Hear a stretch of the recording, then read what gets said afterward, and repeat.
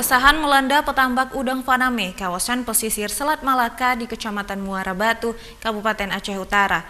Abrasi laut mengikis pantai dan mengancam belasan kolam petani tambak.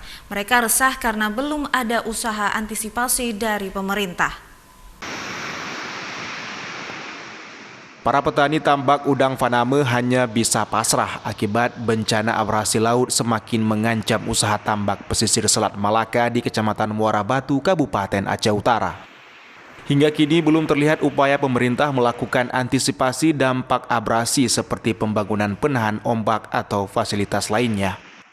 Menurut petambak udang Faname, pemerintah belum melakukan usaha maksimal untuk menyelamatkan usaha petani tambak udang Faname pesisir Aceh Utara. Mereka terancam kehilangan usaha akibat abrasi laut. Abrasi di Desa Walemandan sebenarnya sudah lama terjadi. Ini sudah mengancam pembibitan benur dan tambak udang Faname di sepanjang bibir pantai dari Kuala Muka sampai Kuala Kurmane.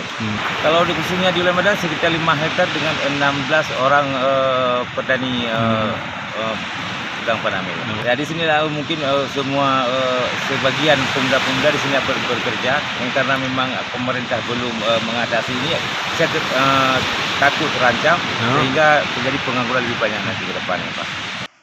Sejumlah petani tambak secara swadaya terpaksa menimbun puluhan kubik batu pemecah ombak untuk memperkecil abrasi.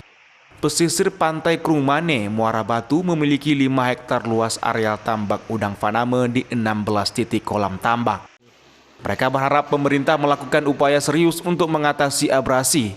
20% penduduk yang menetap di sepanjang 55 km garis melewati 8 kecamatan bermata pencaharian petani tambak dan nelayan tangkap. 9.000 nelayan sangat menggantungkan hidupnya dari laut dan pesisir. Dari Kabupaten Aceh Utara, Muhammad Jafar Yusuf, iNews melaporkan.